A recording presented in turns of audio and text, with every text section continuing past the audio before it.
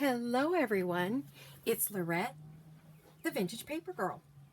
Hi, this is my first attempt at a video, so this is my maiden voyage, or maiden video really, and it's really my test video. So I'm going to see how it does and how I feel about it, and this may never ever see the day of light, who knows, we'll see. So I thought maybe what I would do is share a little bit about myself, why I chose my name, and kind of what I'm going to be doing on my channel. I chose the name Vintage Paper Girl because I love retro and vintage images and papers, and I have a love for all things old, all things history, and you know, I'm a girl. I was born in the 50s and was raised in the 60s and the 70s, so I have a real love for things that are from the era and much older. I've always watched a lot of old movies and old books, read a lot of books, historical books, romance novels, the works. So anyway, when I started my journey into journal making and ephemera making, I realized I just loved working with old papers, and I felt like the Vintage Paper Girl was the perfect name for my business. I'm also known as Buttons, Bows, and Bling, and you can find my blog under that name. I also have a Facebook page under Button, Bows, and Blings, which basically featured my dolls that I made, my fabric dolls, and also some of my paper crafting projects. I have been paper crafting and crafting since I was a very little girl.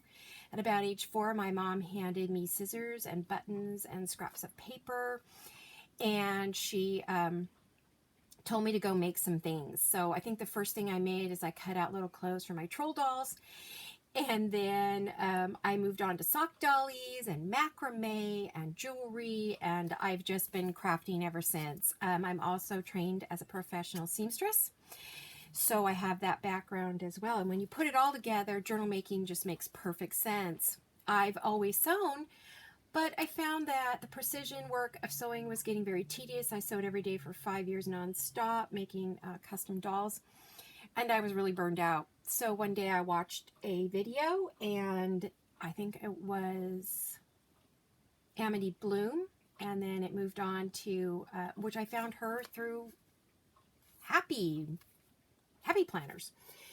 And then I found Tina at Shabby Dabby Doodah, and I was hooked. I was hooked. All I wanted to do, and all I've done for 2 years now, is just work on things that are paper related. I have a giant studio that is about 15 by 18 that is full of fabric wall to wall from all of my sewing for years and years. And I actually just set up a full paper crafting studio in another room of the house, which is a pretty good sized room, just strictly for my journal making and my ephemera making.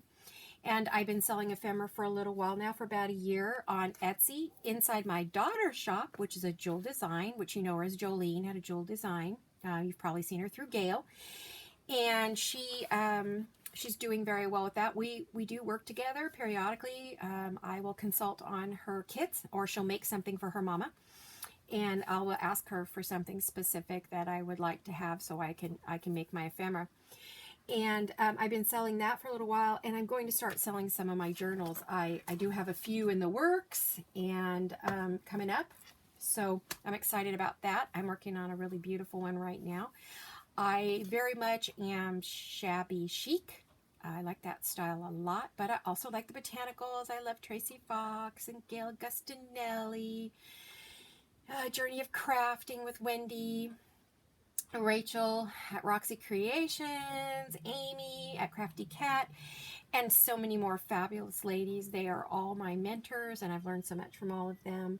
But like I said, I've always been a crafter. What you see here on the desk are things that I've had since I was a little girl. This is actually my very first set of oil pastels and watercolors, and my first paper pad for drawing, and a few little things. I think my first coloring books, and some of my paper dolls. So I have really been crafting my whole entire life. My mom took me to Bonanza, which is equivalent to Lowe's these days, when I was very young, and let me pick out some crafting supplies off of the clearance table. She told me I could go over there and whatever I could find in crafting I could have, but that I had to take very, very, very good care of my things because I would never get any more. So she was very strict about that. So believe it or not, as old as these are, I don't even want to say because that would really date how old I am. Anyway, I still have my things. I've taken very good care of them. I still use them periodically, although of course I've replaced them with newer things. But this is even my very first sketch pad. Not too many pages left, but it is really vintage paper.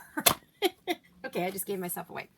I have vintage paper dolls here that go back to the late 50s, early 60s. I think this one, I don't even know. I mean, these have just, this by Paper Dolls, 1962, 1958. And then, which was actually before I was born. But, and then I have some that are, in the 60s. I think this is my very, very first coloring book. It's quite, well, as you can see, the usual kids coloring book. But I kept these things because they meant so much to me and I knew I was never going to get any more. And I loved my paper dolls. I have a set of Patty Duke paper dolls, for those of you who are old enough to know. And my sister and I are only about 14 months apart, so we each had a set of the same things. And I love my paper dolls so much. As you can see, I was designing paper doll clothes way back when. And she broke her paper doll. She ripped it in half, not on purpose, but it bent and it broke. And so she threw it in the garbage. Well, I retrieved it, kept both sets, played with both, made clothes for both, just had a great time. I never, ever throw anything away. Well, no, I shouldn't say that. Otherwise, my house would really be full. So, as you can see, I am a paper crafter. I am a paper hoarder. Not too bad. My husband really wouldn't like it if I filled the entire house with paper, but I probably would if I could. So, anyway, that's who I am and what I'm about, and I'm looking at doing videos for you all. They're going to be either show and tell or craft with me, craft along videos. I don't think I'll be doing any tutorials because I don't consider myself a professional. I don't think I'm on par with the other ladies, but I will share my tips and tricks. I will explain what I'm doing as I go along because I like to chat, and I'm a very chatty person. And I've missed the world since we can't be out there anymore. And I have to say that all of you journal makers out there have been my company. So anyway, thanks for coming along. I don't know how long my videos will be or how often I'll put them out. I'm hoping a couple times a week at least, but we'll see. I'm just going to turn it on whenever I'm crafting or making some ephemera or making a journal or trying a new technique, and hopefully you will all like it and you want to come over and you'll want to subscribe and you want to hit the notification button and the bell and all those fun things.